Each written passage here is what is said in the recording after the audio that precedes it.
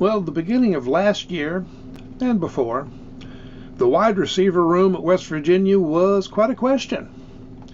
Now it's looking wild, wonderful, and is it maxed out? Is it overcrowded? Well, I'll have some thoughts about that as soon as I say those things like, this is Forrest Poston. I am not a wide receiver, though I am rather wide and thick. Maybe thick. And this is WVU Football Going Deep. Please share, subscribe, make comments, tell your friends, and click that notification bell. Alrighty. The wide receiver room for the West Virginia Mountaineers, I mean, it looks mighty good. It's impressive. It's exciting, and it's fast. And it's actually getting rather tall. But is it too much of a good thing? Or what does it tell us about what the future might hold? If you look at, the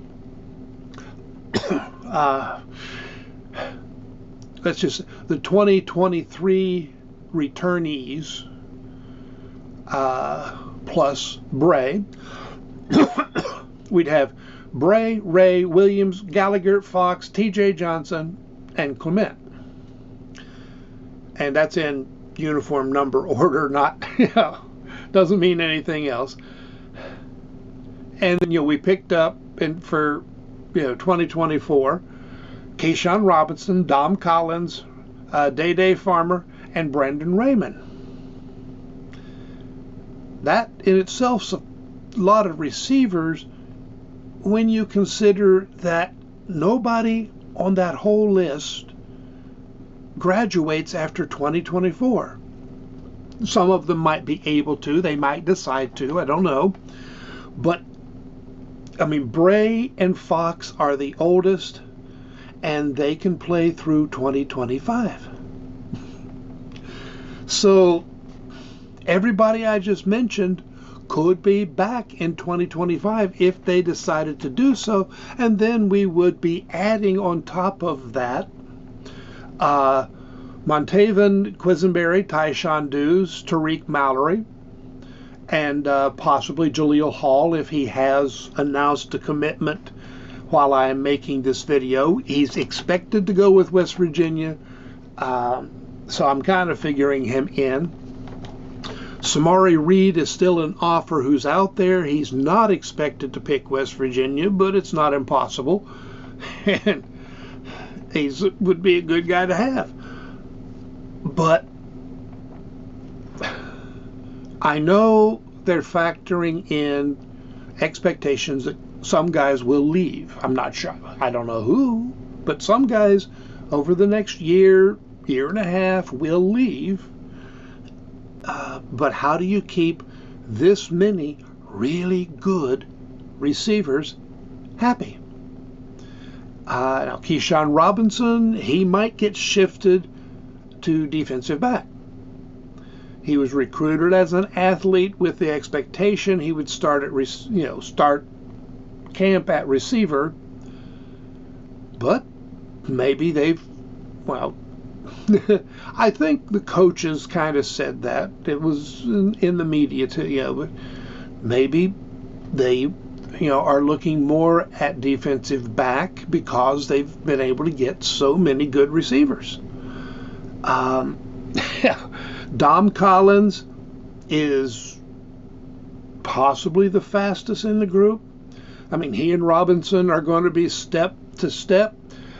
Clement is not going to be significantly far behind them.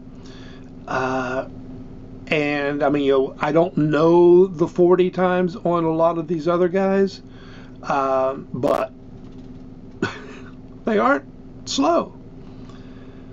And Dom Collins, he's got this elite speed, but he is not well refined as a receiver at this point. So he's got 2 years, maybe 3 years as a project.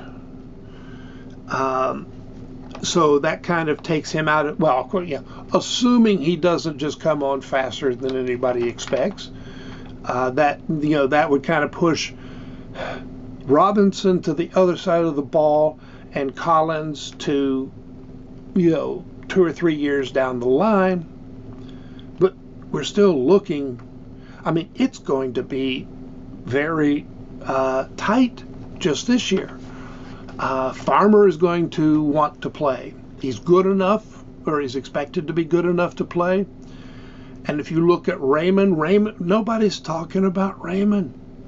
Check his senior highlights on Huddle. The kid is good. I mean, he's got, he runs routes really well. Nice sharp routes. He's got great hands. He's got really good balance. And he likes to block. He gets not just one good block, but frequently gets 2 of the critical blocks to open somebody up. He gets the one at the line of scrimmage that gets him downfield, and then he's downfield to get the one that allows them to score. Last year Raymond would have been in there for a starting spot. It would have been tight between him and Ray or him and Clement. He's going to compete for time this year. And he may make special teams as a terrific gunner. But there's going to be an awful lot going on in the wide receiver room. Which, I've mentioned Williams before. He came on in the spring.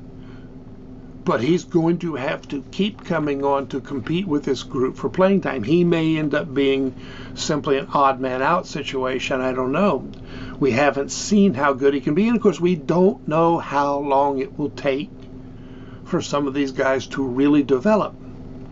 But, man, what a room. And I said something similar about the quarterback room after McWhorter committed.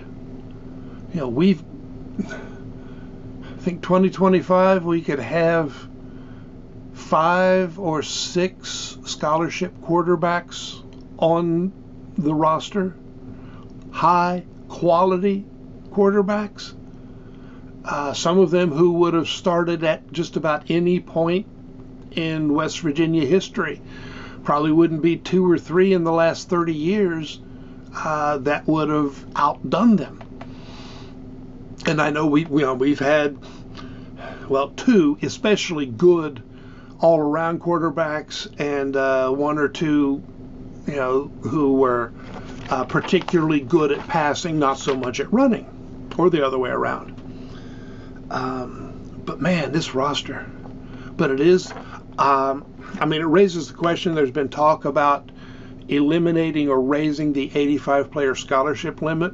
I don't know if we are working in expectation of that or knowledge of that,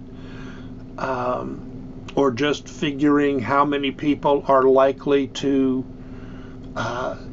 either decide to graduate, retire, or hit the portal, or simply just trying to continually over-recruit. So, by that I mean recruit players each year who are better than players already on the roster. Maybe not as experienced, but more athletic, which does force some guys to hit the portal.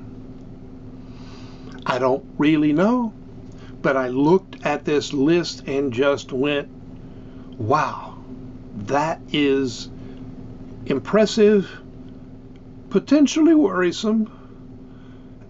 And then the whole obvious wild and wonderful West Virginia hit. But man, it is looking like fun. All right, now I got to go back online and see whether or not Hall has actually committed.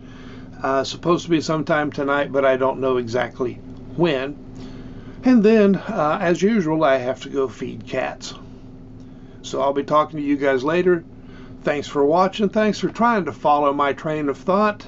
We'll go back along the rails and see just where I went off the rails. So long.